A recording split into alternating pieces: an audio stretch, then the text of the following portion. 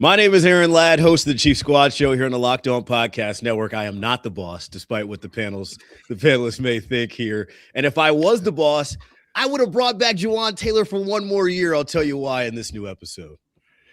Well, thank you, boss. But I'm J.C. Pearson, and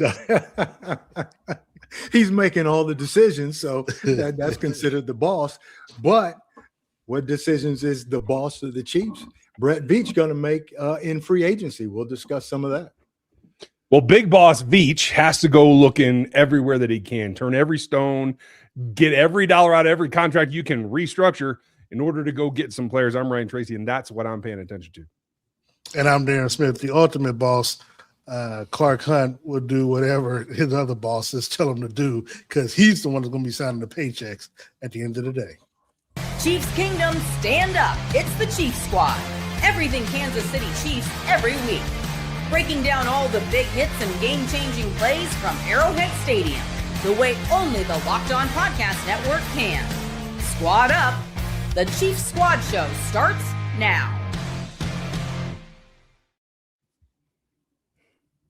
The Chief Squad Show is off and rolling, our first episode for the month of March. We appreciate you making us part of your day, week, month. Today's episode is brought to you by FanDuel. Use your profit boost on an NBA future and get entered for your chance to win a trip to the NBA Finals. Play your game with FanDuel, the official sports betting partner of the NBA. The NFL Scouting Combine is in the books for 2026. We'll talk about how that impacts the Kansas City Chiefs. An important move as far as cap-saving measures is concerned. We talk Jawaan Taylor's KC era and who could be next at left tackle.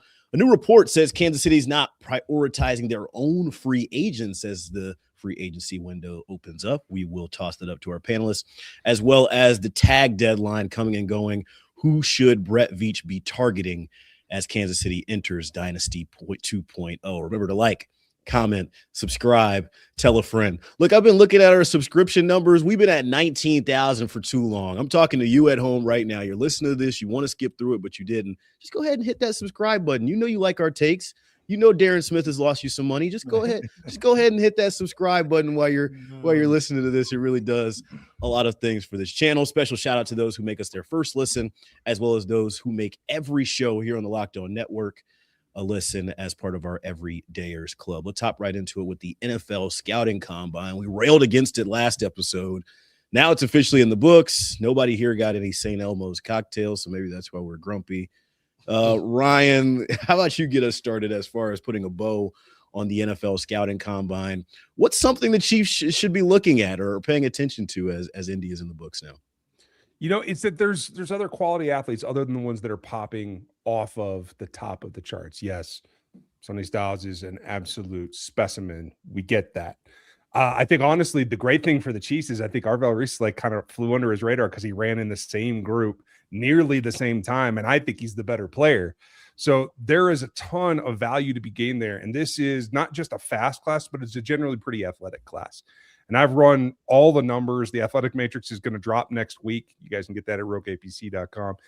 And it's all about volume of athleticism, ding, ding, ding, not just the top of the draft. So being elite is not what you have to have. You got to have athleticism all the way down through the ranks, through your threes. Darren, what you think? You're obviously more of a pro day guy, I think, from our last conversation. Are you taking anything and writing it in stone from the Combine? The biggest takeaway I get from the Combine is that I don't even think these teams know what, outside of probably the top 2 or 3 teams know where they're going to go with their first pick. I think after that, because this, to me, this draft class lacks a lot of depth, but it's heft on a lot of talent in one area, like wide receivers and some of these other positions, that you don't have to take, the name brand. You don't like if Carnell Tate drops to number 6, do you have to take him? Or could you go with Mekhi Lemon or some of those type of players? And so for me, the Combine is cool, but I'm really looking forward to free agency starting on Monday, because that's going to tell me a lot on where these teams are probably going to be looking for when it comes draft time. Because again, the Chiefs can say one thing, as Brett Veach talked about in his presser last week, on how, running back and defensive line is of major importance and where they need to upgrade. But then, Ryan and others have talked about coming out of it. Are they really sold on these running backs? Are they really going to go in that direction? Or, with some of the tags and some of the players that'll be available when free agency opens on next week, will they go in that direction? And then if they do, that's going to throw everything off as it relates to where we thought they were going to go in the draft. JC, what about you? The combine is, obviously there's some good performances, some good 40 times, that kind of stuff, but that doesn't make you a good football player. The thing is, with all this stuff, all these metrics, all these, the 40, the interviews, the medicals, it seems like a team should never miss on a first round draft pick, right? You got all this data, got all your scouting department. You've seen them at Indy. You've gone to their pro day. How can you miss, right? But we see all the time where these first rounders don't make it because of whatever, even though they're running 4.3, whatever, and that's because they can't measure heart. And that's what players say about the combine is, you can run all that, you look good in shorts, all that, but it doesn't measure heart. You can interview, you can do all those things you want, but it doesn't measure heart. And that's the thing that you have to somehow find a way to decipher through all of the video, decipher through all the numbers, and find that kid that also is a dog.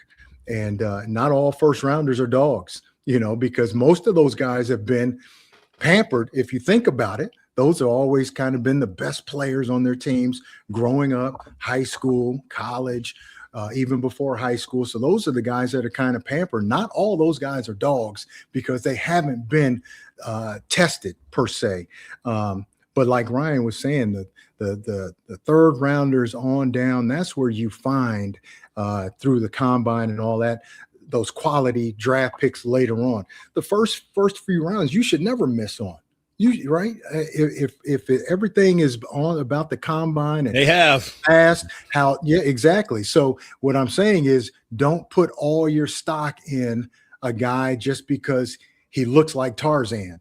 And that's what we used to say. Look like plays like Jane. Like Jane, right? And we've seen a lot of those guys that run 4.3, they bench press 225 or 185, 100 times. They jump out the roof. All those guys that test well, but can they actually play and are they tough? Those, that's the thing that is hard, that you can't find at the combine. So guys, what we say is, guys don't get lost in the numbers. Don't get caught up in just what this guy measured and how fast. And yeah, absolutely. You have to have some of that. No question about it. You have to have some of that, but don't put all your stock in it and saying, hey, this guy ran 4.3. He's a first rounder. Nah, not all the time. If I could follow up on that, because a lot of what you say, I totally agree with, because I'm thinking about how a lot of times Chiefs and Chiefs Kingdom and players fall in love with the combine. Case in point, Xavier Worthy, he ran the fastest time and the Chiefs kind of downplayed it, and then they end up somehow finagling Buffalo to, trading up or whatever, and end up snatching them. Now, has he lived up to the hype of being the fastest player in the league and stuff like that? I don't know. I mean, I think there's still a lot left. There's a lot to be desired with Xavier, because I remember from his play in Buffalo, he was getting caught stride for stride with their first round draft pick last year. I mean, and pretty much shut him down. And then of course, with him being his height and his weight with his speed, it's not, to me, it's not correlating with, with beating players down the field and stuff like that. So, when you talk about, the Underworld Olympics and stuff like that, that's the first thing that crossed my mind. Now, also, you got to look at the tape, because Jeremiah Love was probably had the best, some of the best stats, I think, outside of, I think one of the quarterbacks, I think from Arkansas, someone who's 6'6" and ran out, ran as well. But Jeremiah Love, for his height, his weight, his speed, but of course his play on the field, kind of just confirms what we saw with the combine. So I'm wondering whether or not the Chiefs, because they may feel like they've been burned on some of these, underwear Olympic warriors or whatever, that they shy away from someone like a Jeremiah Love because of that. Yeah, no, I don't know how much. Let me jump in real quick, JC. Okay. I don't know how much the data points really buy you. I mean, it's nice, it's cool, like to have a guy who tests well and has a high score. I'll explain exactly what it buys. Yeah, and all that right. things. It does, though. But it does, yes. It makes it easier for the guys to justify the pick in my eyes, and they say, "Hey, he tested well. The film is there. All the on paper stuff looks good, but that's only one part of the equation." I'll let y'all hop back. You'd be surprised at how much those numbers actually factor in. But a guy like Jeremiah Love, no doubt, the talent is there, the numbers are there, no question about it that he should be a tremendous player. But case in point, too, like Darren was saying, that the kid from Arkansas, the quarterback, that what he had, a 43-inch vertical and ran this and ran that. But what did he do at Arkansas? If you have all of that, it's different with the Jeremiah Love, what did he do at Notre Dame? He balled out with that, right? But this kid, and not to downplay the kid, but just looking at the numbers, and I heard, they were really hyping him up with the numbers and historical numbers and data and blah. But what did he do at Arkansas? Nothing. So, but anyway, that's my 2 cents. Well, I just want to, as somebody who's tracked this for going over 20 years, I learned from a Steelers scout a long, long time ago. It's not just what you run, it's how you run it. And if you've ever been to a pro day and you've watched a guy struggle with an L drill or coming out of the blocks, right, it's how you show resiliency there. And this is not meant to be a love song, JC Pearson, but it might be the way that it sounds. It's not just if you have heart. It's if you have heart that beats with everybody else in the room too, because you got to join a 53. And that's the way that it's got to come together. And that's the hardest part about it. And that's why there's misses.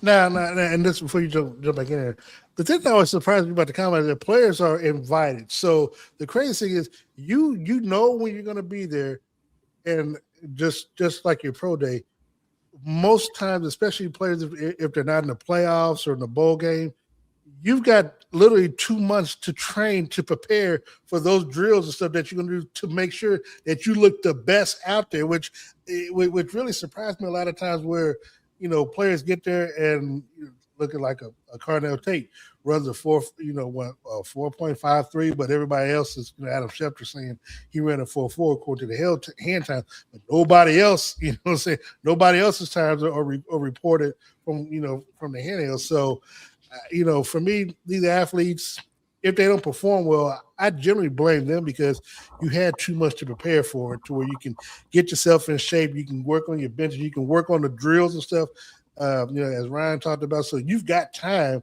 to actually put your best foot forward, because this is a life-changing experience. Darren, you kind of spoke on this a little bit, and Ryan, I wonder if you agree on this. It feels like, specific to this year's combine and this year's draft class, we heard a lot from the upper crust. We heard a lot from the 1%. We heard a lot of the top guys kind of solidifying their picks. Not as much from the middle class. If there is a middle class that's invited to the combine, there wasn't that big riser that no one had heard of. It was we saw a lot of highlights from the same guys who were predicted to go in the first round, kind of earning their spots there. That's just what my perspective was. Yeah. And the middle class changes every year. This year, it's a lot of defensive linemen, it's a lot of defensive backs, guys that aren't really expected to be Sonny Styles or his brother with his speed, that like you're going to get in that mid 40 to 75 range. They're going to be cornerstones of your franchise in 3 years. That's where you got to dig them out of the distractions, to tell you the truth. Guy like Grayson Holden, right? Best, most productive interior D-line pass rusher in this draft, goes basically unnoticed. He performed well at the combine, but not extraordinarily. He's a guy that's going to go late day 2 and might be the best interior pass rusher on any roster that he gets drafted onto. You just got to figure it out. Final thoughts on the combine before we take our first break. That's a great point by Ryan right there, because they only focus on the names that people know. And, whether they know anything about them or not, it's what they've read, it's what they've heard. So that's who they focus on and that's who they show. Whereas like a guy like Ryan just talked about, who might be the best player at his position, but he's not the popular guy. He's not the big name. So they don't even show him. They don't talk about him because, everybody wants to hear about Bain and, those other guys. It's just the way it is. I want to see come next year whether or not the NFL, pushes these potential draft picks to perform there because, look, last year was a big deal when Shador and a couple of other players didn't do anything at the combine. You look at this year, Mendoza didn't do it. I think a couple other players decided to sit out.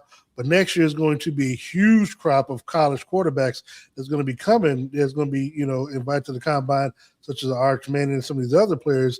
And if they don't do it, then it's going to really pull back the curtain and say, well, how important is this combine now when all these quote unquote top players aren't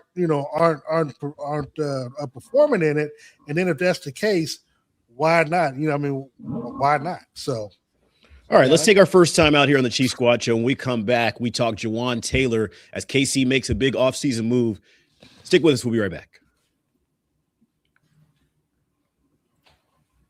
It's tax time, but for a lot of us, the old way of doing taxes is a lot. Trying to book an appointment, that's not the most convenient. Sitting in a waiting room with a stack of papers, emailing back and forth and wondering if they really get your situation. But this year, you're getting a major upgrade. Intuit TurboTax now has in-person locations nationwide. You can meet face-to-face with a real tax expert, and your documents get uploaded straight to your TurboTax app on the spot. And just like that, you're done.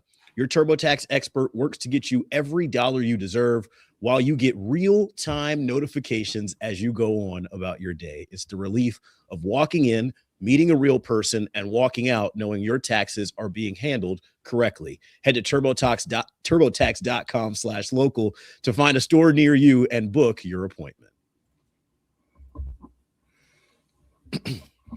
We are back in on the Chief Squad Show here on the Locked On Podcast Network. That wasn't an A+ read, JC. Can I get a B for that one? Yeah, but don't overlook it though, and just try to move on. I will study the tape. We'll study the tape and get better. Watch the tape. Yeah, we're talking Jawaan Taylor here on the Chief Squad Show. Aaron Ladd, Darren Smith, JC Pearson, and Ryan Tracy. Here's the nuts and bolts of it. As I'm sure you already know, Jawaan Taylor informed of his release to start the NFL's new league year. The move will save the Chiefs $20 million against the salary cap and will allow them to be under the cap when the league year starts on March 11th. That's according to ESPN. I'm not sure if that's exactly accurate. I heard $5 million is where they're at above the cap. What do you think on that, Ryan? Are they at the I'm cap? double checking. Spot Track right now has them at -8. So they're somewhere near the cap. They're closer to being cap compliant when the league year starts on March 11th. It's the latest cap tripping move for KC, who obviously cut bait with Mike Dana and then restructured the Patrick Mahomes contract last month. Jawaan Taylor is currently 28 years young, had 1 year remaining on that 4-year, $80 million deal. Productive pass blocker, struggled with penalties, had 41 accepted penalties in 45 games with Kansas City, most of any lineman during that span. I think it's only fair that we talk to his best friend in the world and best friend on this platform to kick the segment off, Darren Smith. This is a move that we expected. I don't think anybody's necessarily surprised by this one, but it ain't breaking news when we talk about the last 2 years. Where does this put KC now that it's semi-official? Well, look, first of all, let me say, out of sheer disclosure, Jawaan and I are friends. We do text and whatever, so I'm going to say that we have broken bread at Gates Barbecue as well. So we sat and we've talked. We're so bread. honored to have you on this panel. Yes, thank you so much. Wow, yeah. I eat the Gates too every time I'm home. Well, that's what you're supposed to do. Okay, so see, now when I invoice Gates, I'm going to have to raise my rates up now because it's working. But all that being said, I think what it does is it's going to. And I can't remember if it was this show or Ryan's show earlier yesterday or something, or maybe we talked about it last week, where it's going to force the Chiefs in that right tackle position to get it figured out. is it, because I guess I saw reports where Jaylen Moore was supposed to be the starter. Okay, we'll see.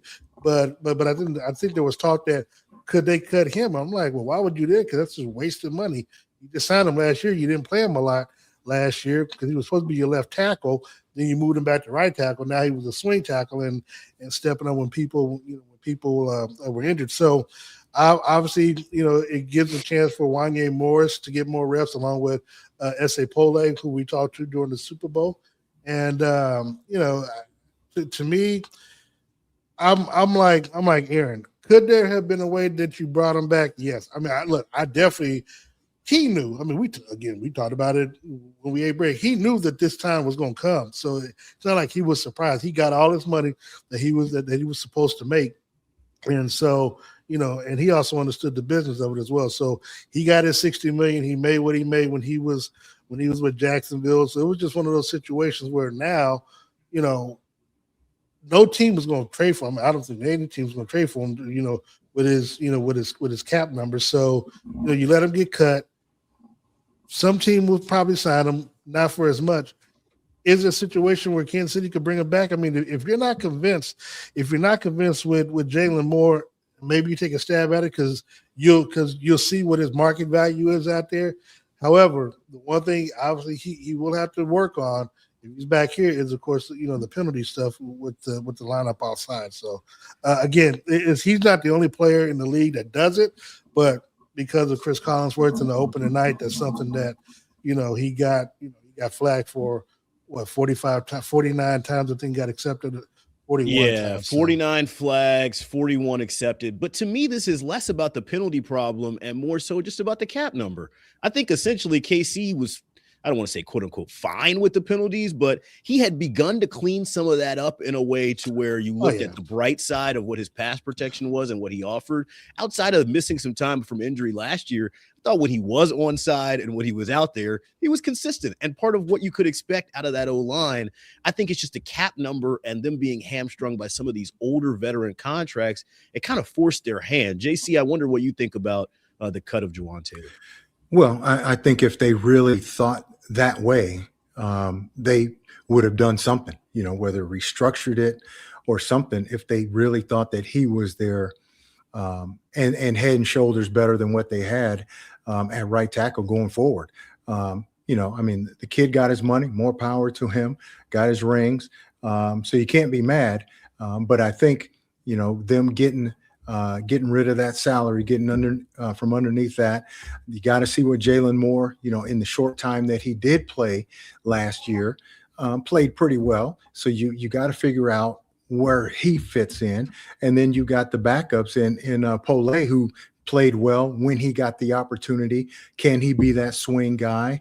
And then Wanya came in and played when he had to play. Well, I'm not going to say that. He got hurt the first play. But they might bring in another guy cheaper. And then again, they might bring in some younger guys that are obviously going to be cheaper. So, obviously, if they felt that he was really the head and shoulders above all those guys talent-wise, then they could have worked something out. But I think for them, they were like, let's get out from under this contract.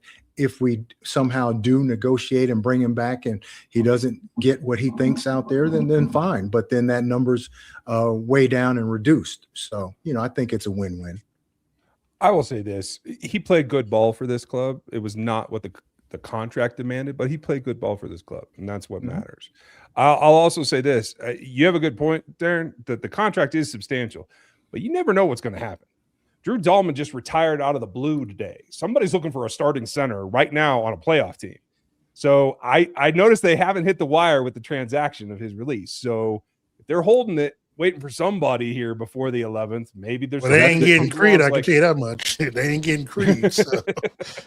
That's the I just wonder, guy, right? Yeah. I just wonder if Jawaan has any kind of value out there, and they're just trying to see. Wait till the last second just to see if anybody's interested. And Here's another name that hasn't been mentioned in this conversation. Are we're giving up on Kingsley Suamataia as a tackle potentially? I mean, I know he got moved to guard. They got him to guards. I mean, they're fine with them there. And look, and I know JC talked about it, but right now the Chiefs have. if you're convinced that Simmons being that tackle of the future, the Chiefs are pretty much set on the offensive line. I mean, Kingsley's not going. I mean, Kingsley's what, year 2, I think, year 2 or 3. Yeah, going into year 3. Yeah, going into 3. Wanya, of course, he's still on this rookie deal. You got Creed and Trey. I mean, so they're not going anywhere. You got Jaylen Moore that look. He needs to start. He needs to play because you paid the man with $30 million. So get your money's worth out of him this year and to me, you have the depth. So if Simmons is your answer there, you still got Pole, you still got Wanya Morris, and you got, and of course, you got the rest of your starters on the offensive line.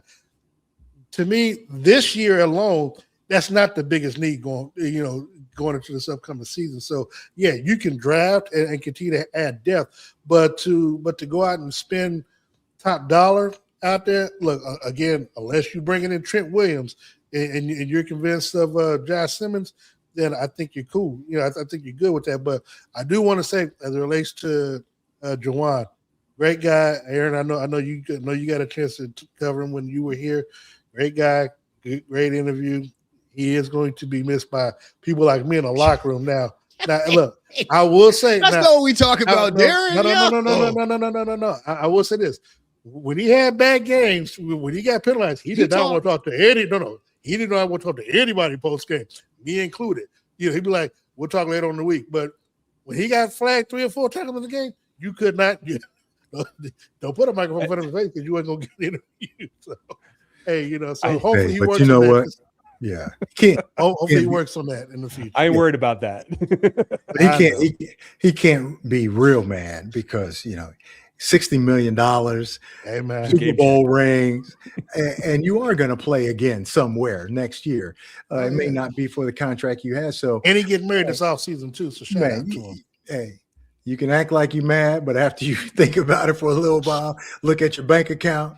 Man, hey, come down. So, what is it, Tuesday, JC? Every Tuesday. Yeah. So no. But Darren, you say this is not a big glaring need. My rebuttal to that is KC has never got the tackle situation right as long as Patrick Mahomes is here. Hold on. I just got you saying Trent Williams. Okay. Now I know they're not gonna go that route, but look. No. You might as well keep Jawaan Taylor if you want Trent Williams at the same price tag. Well, and that's the key. This quarterback is coming off a significant injury. Well, if you don't upgrade from Jawaan Taylor, you done it wrong. Well, again, that's what they supposedly got Jaylen Moore for last year, right? I don't know. That's a team-friendly deal, and I can't say it's not an upgrade based on what we've seen so far. It's not $30 million for 2 years. I mean, that's a significant upgrade because no, but that's prime. That's prime backup. That's not starter level. Well, if you're gonna be cut, sign me up for but supposedly, hey, we're gonna bleep. Let's 15 go. million, yeah. No, but here's my point. And then Pole, you gotta see what he's got. His first start ever. He's lining up against the Houston Texans, the Neil Hunter, and those guys, and plays very well. So it doesn't get much better than those guys. So maybe he's that's a small sample size. Exactly. But what I'm saying, you have to go to camp. You got to go through all of the steps to find out if that's the guy. You don't just go throw a bunch of money at somebody and say, oh, well, then we'll keep looking at this guy, especially when you have so many other needs on this team. That's it always comes back to that. And here's the thing, Aaron. I've been someone who's been on the record. I've never wanted a rookie or first-year player protecting Patrick Mahomes. To me, you have to look. I don't care how many first-round draft picks you have to trade for somebody to get a veteran left tackle that's of value to protect Mahomes. That is the church's tithes and offerings.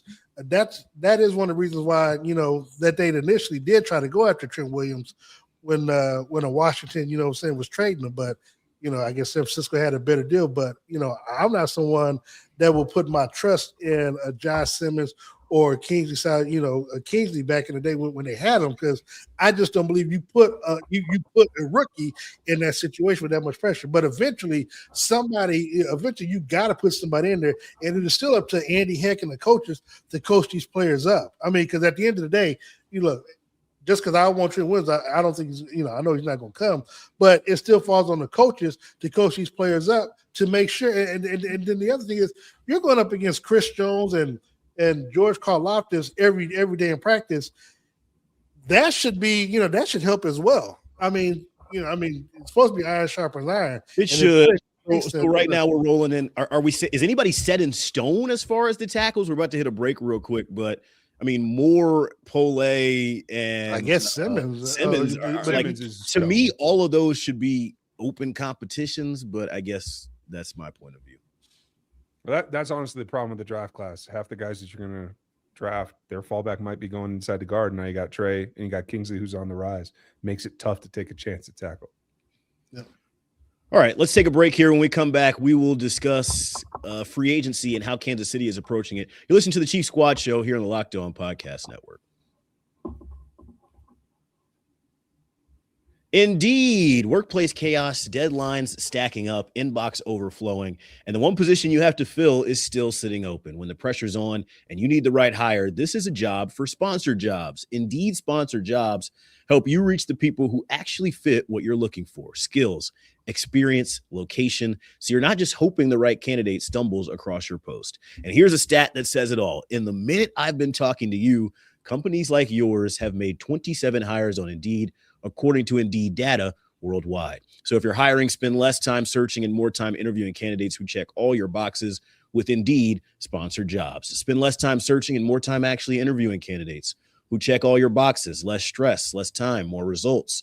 When you need the right person to cut through the chaos, this is a job for Indeed sponsored jobs. And listeners of this show will get a $75 sponsored job credit to help get your job the premium status it deserves at Indeed.com/podcast. Just go to Indeed.com/podcast right now and support our show, the Chief Squad Show, by saying you heard about Indeed right here.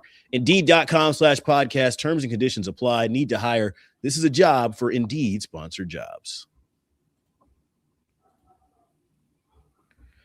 Aaron Ladd, Darren Smith, JC Pearson, Ryan Tracy. That was an A+ read. We are continuing our first show of March here and discussing a report around Chiefs free agents. This is from my friend Jesse Newell, currently with The Athletic, and he wrote this from the Combine in Indianapolis. The Chiefs are likely to do less targeting of their own free agents this year and more monitoring to see whether a reunion might make sense at the right price. This is a change from previous years, but also probably prudent given the team's situation. He goes on to say that Jalen Watson is likely to command the highest dollar amount and seems unlikely to return, while KC will monitor the status of Brian Cook and Leo Chenal. So, as I toss it up to our panel, to be honest, I don't know if this is necessarily anything we didn't already say here on our platform. I know y'all give me crap for saying this, but it's nice to have people regurgitate what we say here on the platform. There's a couple of guys. We did our free agent focus series. We said Jalen Watson, if the price is right.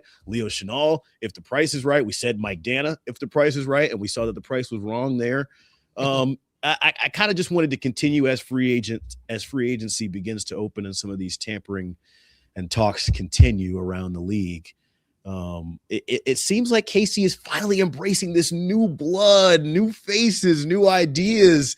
JC, what do you think, man? Are they doing the right thing by kind of looking elsewhere? You've always been on this new blood, new.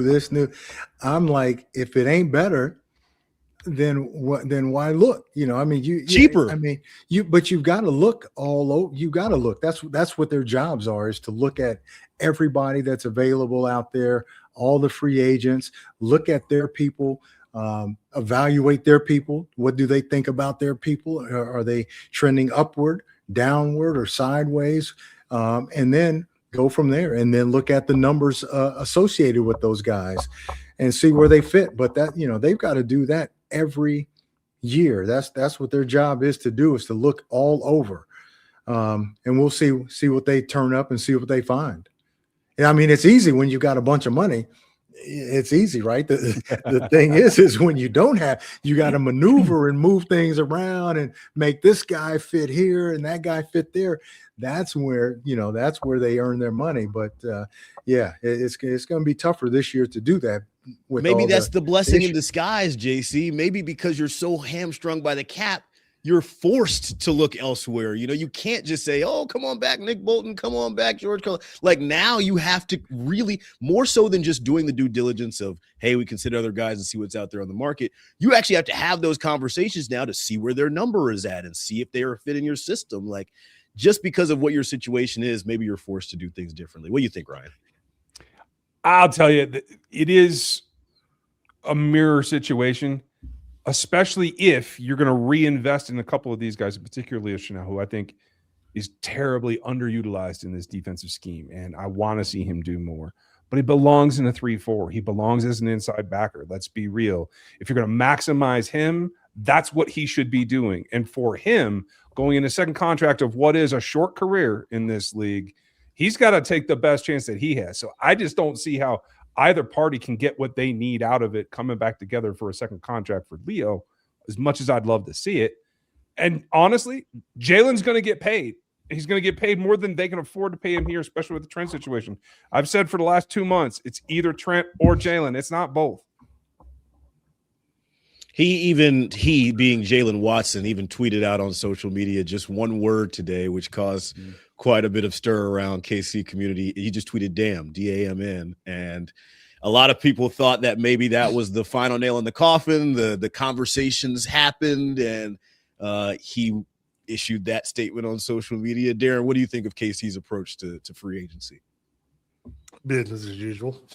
I mean, seriously. I mean, not really though, because in the past they're usually like, "Oh, we like you, come on back," or "You helped us win a Super Bowl," which kind of makes those conversations a little bit easier to say, "Hey, we're happy, everybody's won, like let's run it back."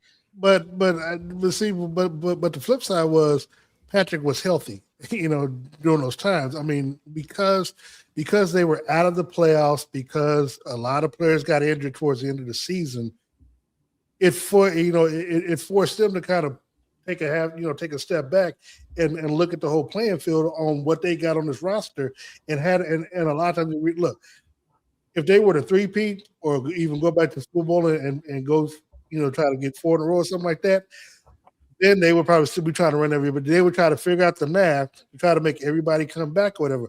But because the season turned out the way it did and the players are injured, now they're forced to, okay, we got to get younger here. We got, we don't have as much money.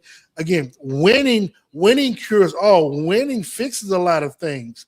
And, this past season, it opened up a lot of sores. It opened up a lot of sores that were bandaged over the last 2-3 seasons. So JC, I'll toss it back to you. Why would you want to bring back so many of the guys that were part of this down year? Why not? But who are you talking about specifically? Because when you look at some of these guys that are up, Jaylen Watson is going to be highly sought after. Why wouldn't you want to bring him back? Leo Chenal is going to get a big contract out there. Why wouldn't you want to bring him back? These are Trent McDuffie, depending on what you want to do with him. Yes, he's on that 5th year. I don't think he'll play on it, but why wouldn't you want to bring him back? These are young guys still, and young guys that are still ascending, and some teams are going to think very highly of them. Yes, you want to bring those guys back if you can. You just talked about Jawaan Taylor and how you thought that, they should have brought him back. Somebody's going to give him a lot of money. So if they can fit him under the cap, why wouldn't they bring him back, right? So, I mean, we're talking about these guys that, we're acting like all of Kansas City's free agents are. They need to get rid of them. They need to start over. But then when you start looking at them individually, you're like, these guys are still damn good players. Somebody's going to give them a bunch of money. And so if we can keep them, why not keep them? Just because we had one down year? And JC, and think about it. The flip side is you're getting rid of these players who already know your system. Now you're talking about bringing in free agents and other players who may have never played in your system before. They got to get acclimated. That may not be better than the players that you're letting go. My rebuttal to that is it's the caveat at the right price, and it's included in this report from Jesse Newell, and it's kind of what we talked about when we were doing our free agent focus. these are good players. You're right. They know the system. And sure, I'll drink the Kool-Aid and say you were closer than the record shows this year. And, you're not that far away. It's not a retooling. It's not a rebuild. It's just a retool. At the same time, it's got to make dollars and cents because of the key deals that you've already given out, because of the Chris Joneses and the Patrick Mahomeses of the world, and then the Trent situation and you being like hung up in that limbo and not knowing. Everything has to make sense. You can't hamstring yourself in free agency before you even get the opportunity to try to get down the line and make those key decisions. This doesn't surprise me. And when we go through our free agent focus series and we name guys like Juju Smith-Schuster, Hollywood Brown, Charles Omenihu, Mike Edwards, Josh Williams. They're not costing you a whole lot of money. That's the difference, though. Isaiah Pacheco, Travis Kelce. There's guys in there that I want back, but not at the sense of hurting myself down the line. It's got to make dollars. That's and why cents. You let them go test the market. The market will tell you how much they're worth. But KC, and this is just my mind thinking, they do the hometown discount type of stuff. They do the kind of like, if you want to win, this is our dollar figure. But if you want to go to Jacksonville and get paid, or if you want to go to Vegas and get paid, like head on over there. Like this is what we do here, and this is what our number is. And I'm, I can't. You could do that before. No, that's what they should be doing. Yeah, that's how you sustain. Yeah. That's called hard negotiating. But I don't know if that necessarily works after. But that's what we talked about last week. Last season. That's what we talked about last week. The Chiefs are never like day one free agent spenders. They let the market dictate, and then they sit back. Okay, can this receiver, can this player work in our offense? Okay. The market dictate what their value is. Now we can cut underneath that because you get a chance to come play with Patrick and or do something special on the defense. Enjoy the locker room, enjoy the facilities in KC. Yeah, easy now. So look, outside of a Frank Clark outside of a Frank Clark or Tyrann Matthews or Justin Reed, the Chiefs aren't really big spenders on day one or two of free agency, and I just don't see that happening again this season. Jalen Watson, Trent McDuffie, Brian Cook. Well, we know where Ryan stands on this. How many of those end up back in KC this year? I mean, if I'm gonna be out, I guess one, but I would say Trent. Out of all of them, my preference is Trent, but. He's the only one under contract. Yeah. Yeah, he's here. He doesn't even count the math, right? Like unless you trade him. So true. You can gauge. You don't. And do they play under that fifth year? That's the question. There was a little, and you pointed this out to me, JC. That he spoke somewhere. I know KCTV5 picked it up in KC, and there was rumors of even the chat section is like, "Hey, Trent's got interest in going back to LA." Is that a deal? The Rams had talked about it. It's home for him, but sometimes going home to play is not always the best thing because you got so many other. This cousin of your next door neighbor in third grade wants tickets, and then what I mean. It's just so many more distractions. Also, and I remember how much Justin Reed told my money, how much money he had to spend on Super Bowl tickets being in New Orleans, and now he plays in New Orleans now. It's not always great, but and I think the Rams were talking about, they want to give up a first round pick for a proven corner as opposed to drafting a corner in the first round. So that's how some of that came up. But is a first round pick enough for Trent? That seems like too much. Too much. Well, to me, and this is my non-expert mind talking. Get him, Darren.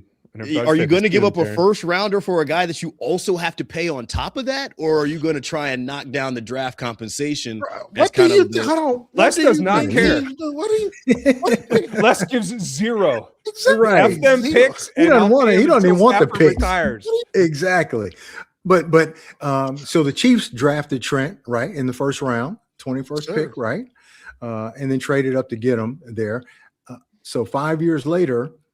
Is he a better player now than he was there? Then he's a proven player, 2-time All-Pro, all that. So you're saying that he's not even worth what the Chiefs? It's the contract situation. Don't do that to me, JC. Don't do I'm that just to me. saying, right? I'm not talking about apples to apples. He still needs to get paid and wants a top of market deal. So any team He's that going is to get it. He negotiating- just might not get it in Kansas City, Aaron. That's the part you're not understanding. So if I'm a team that's if a team- acquiring hold on. him, I'm not going to give you maximum compensation plus pay the guy. It's one or the other. Hold on. Did you not Rams see got what? 40. Hold They're on. fine. Hold on. Yeah, hold on. And Yes.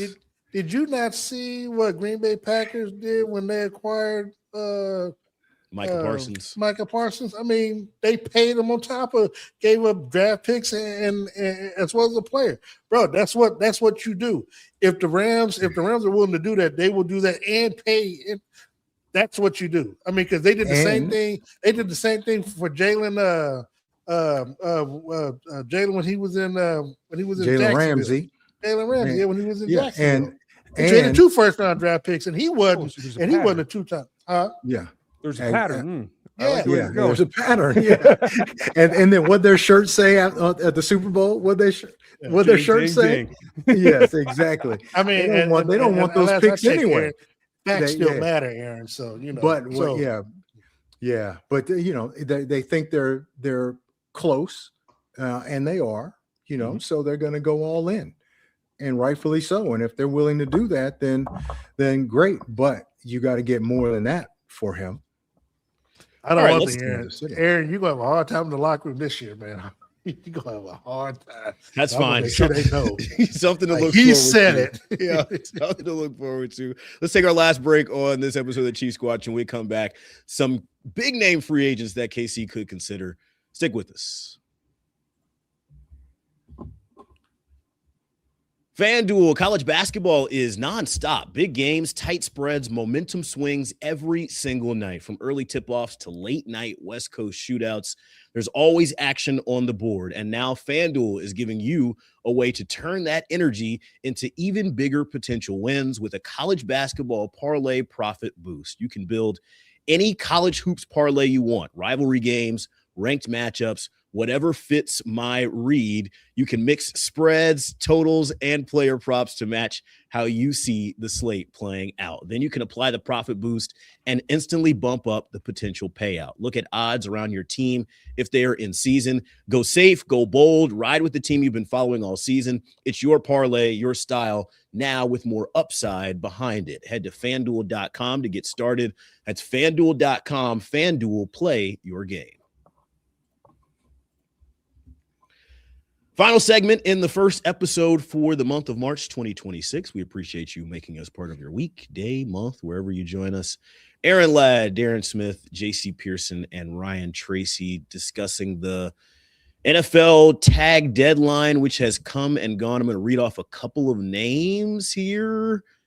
I think one of the big ones, and look, we've talked about this ad nauseum, so we do not have to sugarcoat this. KC is in a precarious cap situation. So for them spending big dollars on any of these guys, I think would be a big surprise. But I mentioned this name a while ago, and now it's officially official. Kenneth Walker III, reigning Super Bowl MVP, on the market. And the market will dictate what his worth is. Breece Hall is back with the Jets after being tagged, as is Kyle Pitts Sr. with the Falcons. Daniel Jones back with the Colts after receiving the transition tag. George Pickens is back with the Cowboys after getting tagged there. I'm sure I missed a few names, but those are the big ones. Trey Hendrickson.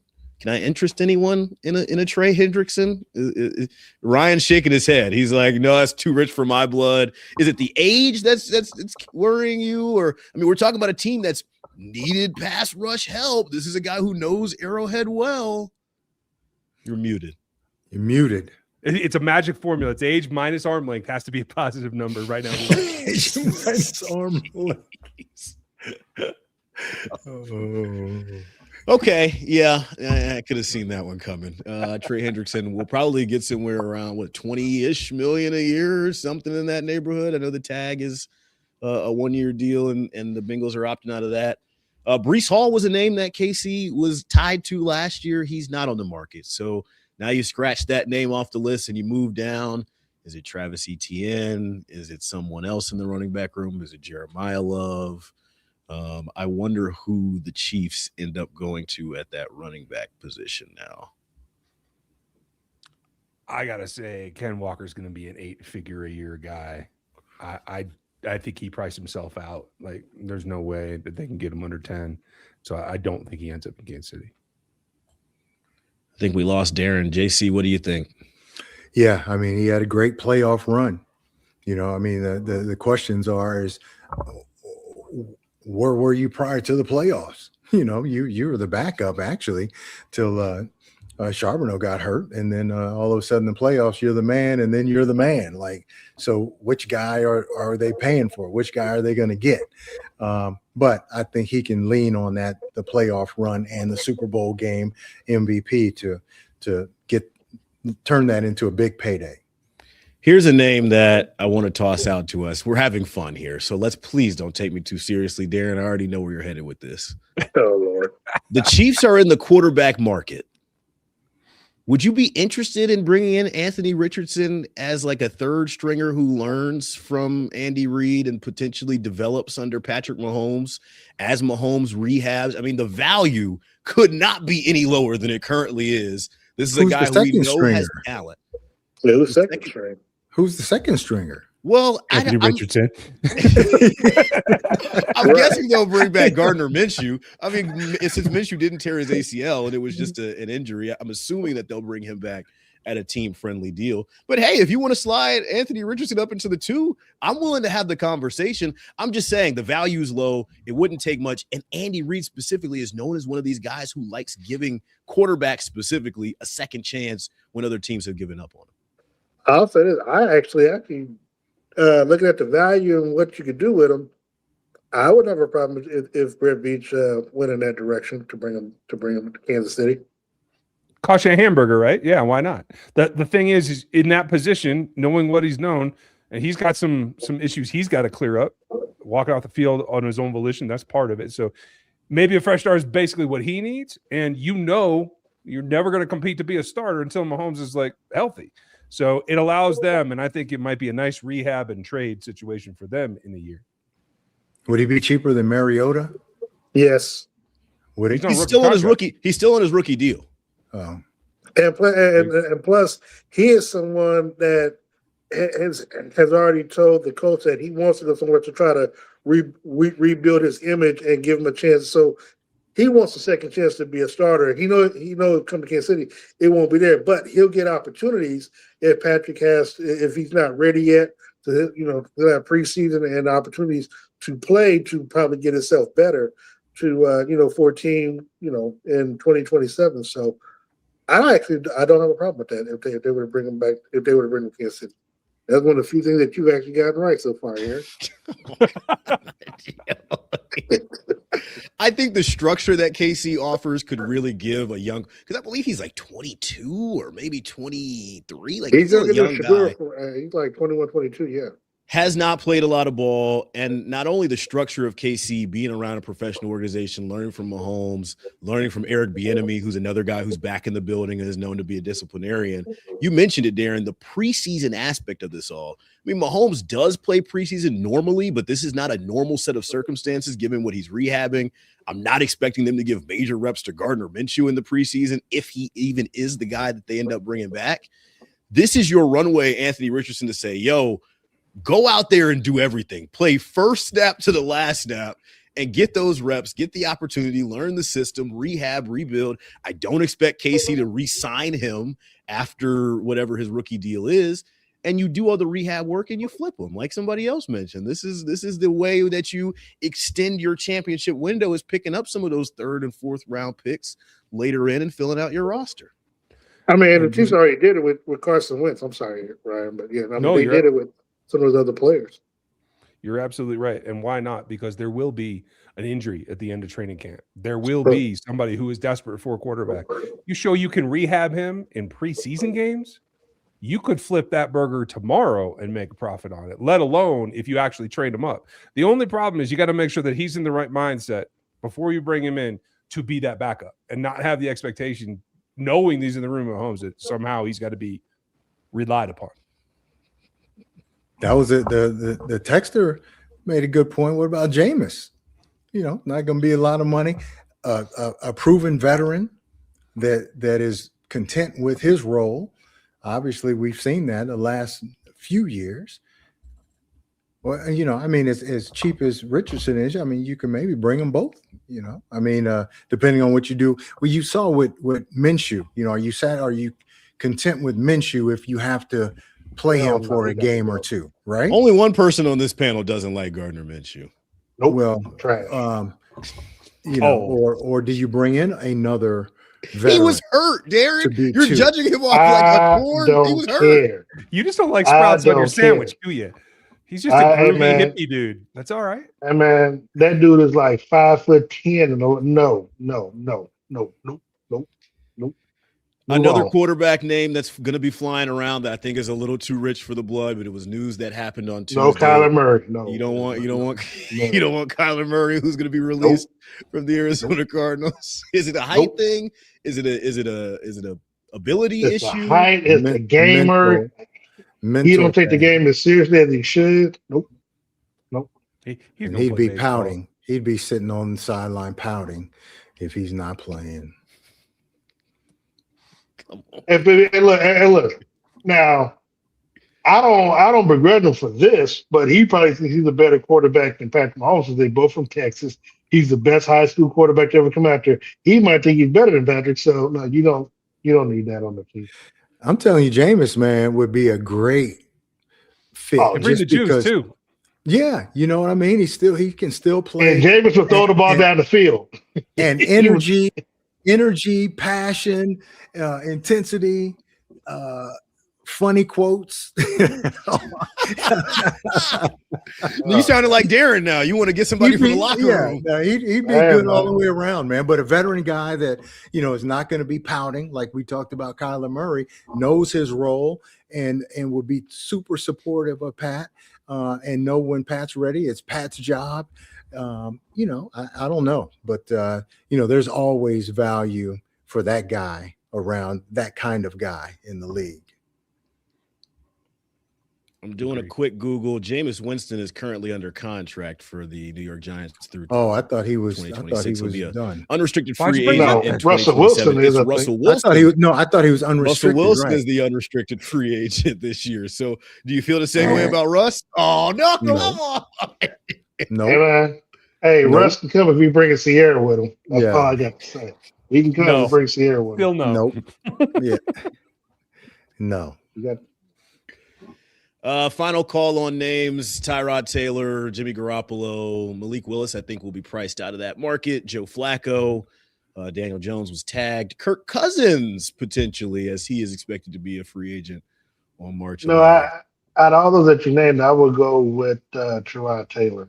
I mean, you can get him. You get him for a decent backup price. He's a good backup. He's serviceable. He will get you through however long you need to. And this is of course presuming that we don't get Richardson or someone like that. I would look at bringing. And I said it before. I would look at bringing Jawaan Taylor because he's a professional and someone that you can count on to get the job done. Good episode, fellas. First one for the month of March. Any final thoughts as we, it's going to get dark here for a moment. We've had quite a bit of content around the combine. Free agency will give us a little bit more life next week, but let's put our creativity hats on for these next couple episodes. But this one was a good one. A lot of good conversation. Any final thoughts before we get out of here? Nah. But you can tell the people who think I just say anything that I know what I'm talking about. It's funny because that guy who said that you just say anything, he immediately agreed with you. He said, "Exactly." Darren just be saying anything. What? I be speaking fact. I can't help it. We do keep it fun. We actually do keep it fun, but Minshew is trash though. On that note, we will see y'all on Thursday for a brand new episode of the Chiefs Squad Show, 7:00 live on YouTube, KC time, and your podcast feeds immediately after that. Until then, stay safe and make good decisions. Oh gosh, F them picks. Thank you.